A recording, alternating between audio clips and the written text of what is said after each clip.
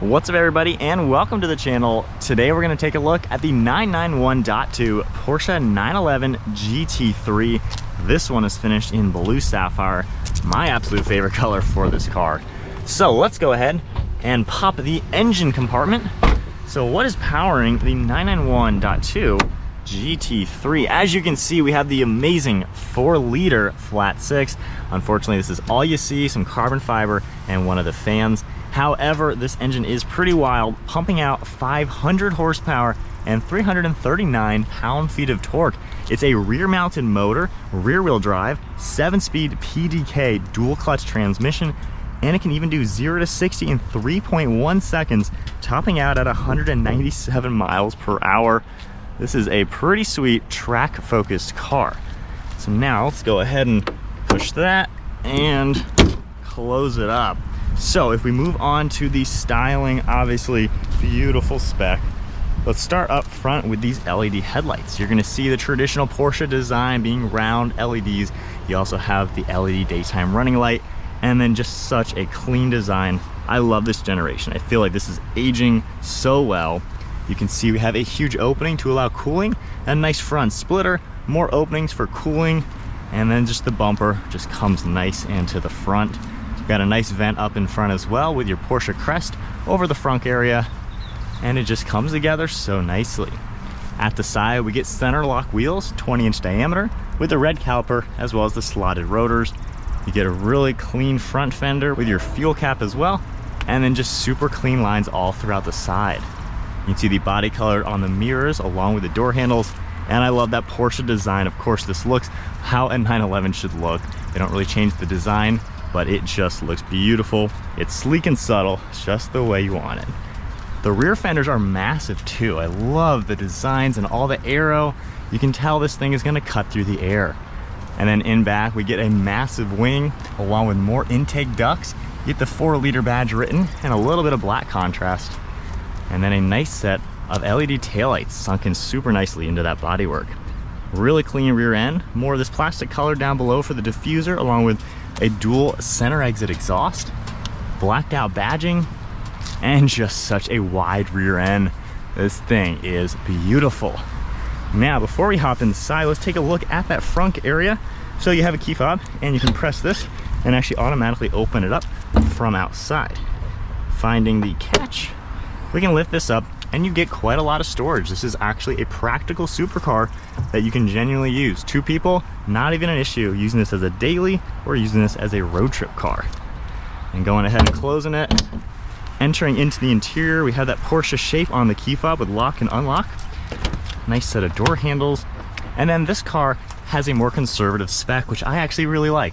You can see the normal seats with leather and alcantara, and then all the power controls. All those colors and materials make their way to the door panel with the smooth leather, aluminum, and then this nice black alcantara. Now we do have a little cubby down below, more storage up in front, more of the alcantara, and then all the control and release handle.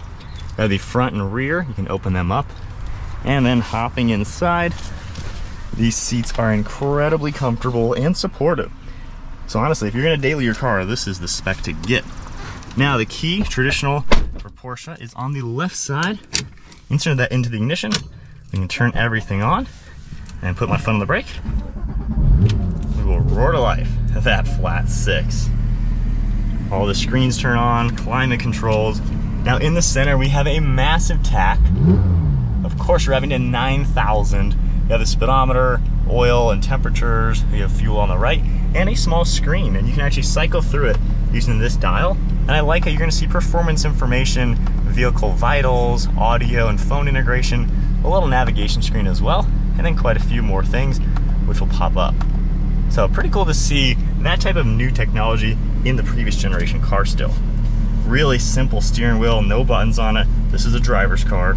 And then on the right side, you have that stock, your stock on the right for windshield wipers, turn signal, and then cruise control. So super nice and simple setup. Headlight controls on the left, nice smooth black leather, they clock up on top, and then your really cool cup holders. You have a small supercar, what are you gonna do? Well, they fold out of the dashboard, you lock that back. So it's kind of nice to have this out of the way, not taking up space when you don't need to. and then a pretty large glove box. It's actually very useful. So in the center, we have the nav screen, which is touchscreen. We have all your different shortcuts that you can easily go through, different apps within the car. You can adjust your screen, a few more things, tapping car, you can see a few things like that. And going into reverse, we even get a backup camera. So pretty modern interior for being previous gen.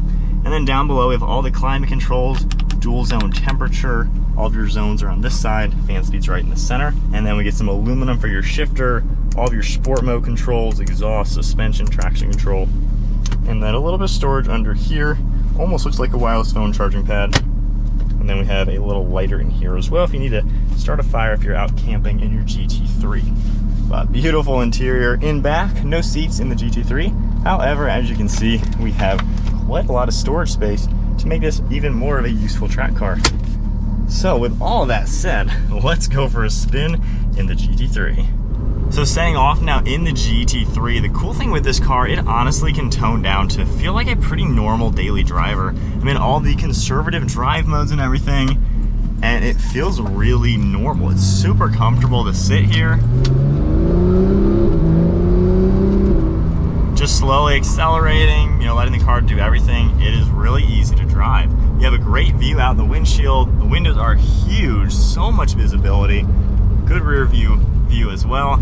Only thing you're gonna notice looking at the spoiler through that glass there, it is definitely taking up a little bit of space. That's the only thing you may notice with a GT3. That wing is definitely pretty big, but normal driving, the creature comforts are so easy. It really is a daily drivable supercar. It is a nice, comfortable seat. There's good padding. While they're supportive and actually really stiff, they are perfectly designed to where I just fit so nicely into this car.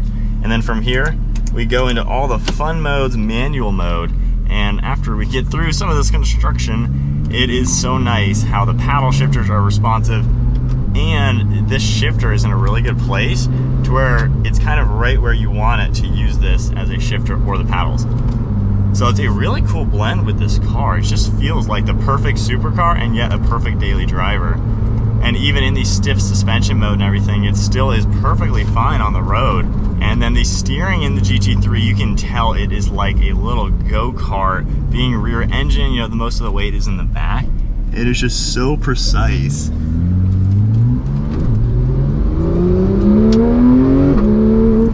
Gosh, that transmission is insane. We hit speed so quickly.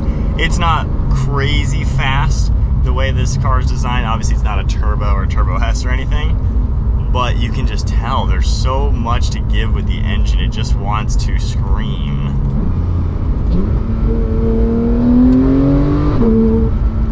Man, it sounds so good in here too. It's a nice place to be. And then the tech, while being kind of an older car now, it's easy to use and just does everything you want. Handling is definitely really good. Obviously this is nothing compared to what this car can do, but when you take a turn in this car, it just does exactly what you want, and those brakes will bring you down to a slow speed just as quickly. All right, one last acceleration. Handles so well.